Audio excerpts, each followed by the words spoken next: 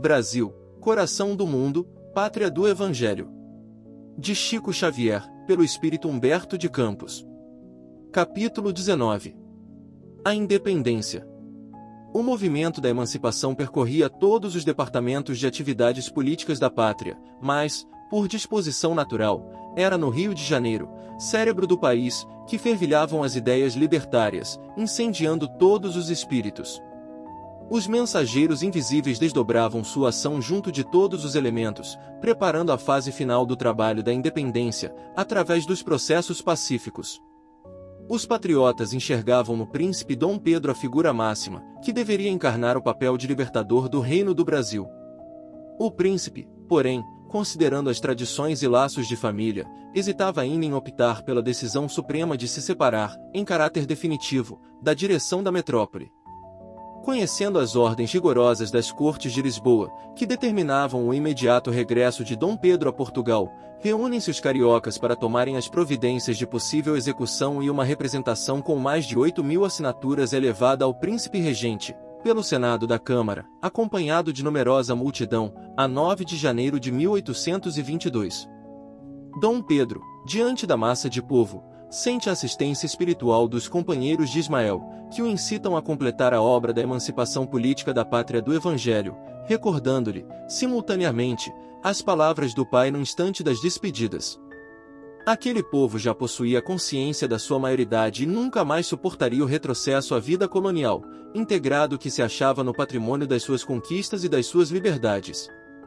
Em face da realidade positiva, após alguns minutos de angustiosa expectativa, o povo carioca recebia, por intermédio de José Clemente Pereira, a promessa formal do príncipe de que ficaria no Brasil, contra todas as determinações das Cortes de Lisboa, para o bem da coletividade e para a felicidade geral da nação. Estava, assim, proclamada a independência do Brasil, com a sua audaciosa desobediência às determinações da metrópole portuguesa. Todo o Rio de Janeiro se enche de esperança e de alegria. Mas, as tropas fiéis a Lisboa resolvem normalizar a situação, ameaçando abrir luta com os brasileiros, a fim de se fazer cumprirem as ordens da coroa. Jorge de Avilés, comandante da divisão, faz constar, imediatamente, os seus propósitos, e, a 11 de janeiro, as tropas portuguesas ocupam o Morro do Castelo, que ficava a cavaleiro da cidade.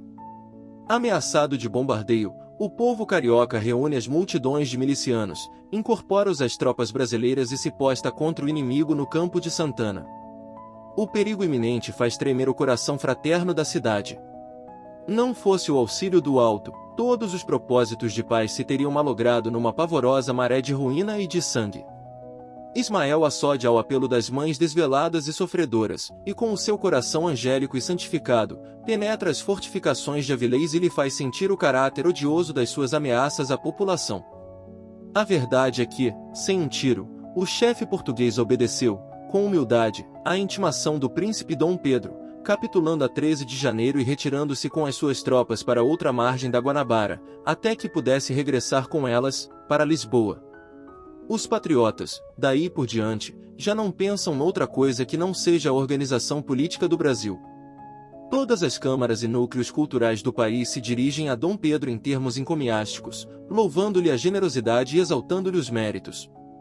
Os homens eminentes da época, a cuja frente somos forçados a colocar a figura de José Bonifácio, como a expressão culminante dos Andradas, auxiliam o príncipe regente, sugerindo-lhe medidas e providências necessárias. Chegando ao Rio por ocasião do grande triunfo do povo, após a memorável resolução do Fico, José Bonifácio foi feito ministro do Reino do Brasil e dos Negócios Estrangeiros. O patriarca da independência adota as medidas políticas que a situação exigia, inspirando, com êxito, o príncipe regente nos seus delicados encargos de governo. Gonçalves Ledo, Frei Sampaio e José Gemente Pereira, paladinos da imprensa da época, foram igualmente grandes propulsores do movimento da opinião, concentrando as energias nacionais para a suprema afirmação da liberdade da pátria. Todavia, se a ação desses abnegados condutores do povo se fazia sentir desde Minas Gerais até o Rio Grande do Sul, o predomínio dos portugueses, desde a Bahia até o Amazonas, representava sério obstáculo ao incremento e consolidação do ideal emancipacionista. O governo resolve contratar os serviços das tropas mercenárias de Lord Cochrane, o cavaleiro andante da liberdade da América Latina. Muitas lutas se travam nas costas baianas e verdadeiros sacrifícios se impõem os mensageiros de Ismael, que se multiplicam em todos os setores com o objetivo de conciliar seus irmãos encarnados, dentro da harmonia e da paz, sempre com a finalidade de preservar a unidade territorial do Brasil, para que se não fragmentasse o coração geográfico do mundo. José Bonifácio aconselha a Dom Pedro uma viagem a Minas Gerais, a fim de unificar o sentimento geral em favor da independência e serenar a luta acerba dos partidarismos. Em seguida, outra viagem, com os mesmos objetivos, realiza o príncipe regente a São Paulo. Os bandeirantes, que no Brasil sempre caminharam na vanguarda da emancipação e da autonomia, recebem-no, com o entusiasmo da sua paixão libertária e com a alegria da sua generosa hospitalidade, enquanto a música e flores nos teatros e nas ruas paulistas, comemorando o acontecimento, as falanges invisíveis se reúnem no colégio de Piratininga. O conclave espiritual se realiza sob a direção de Ismael, que deixa irradiar a luz misericordiosa do seu coração.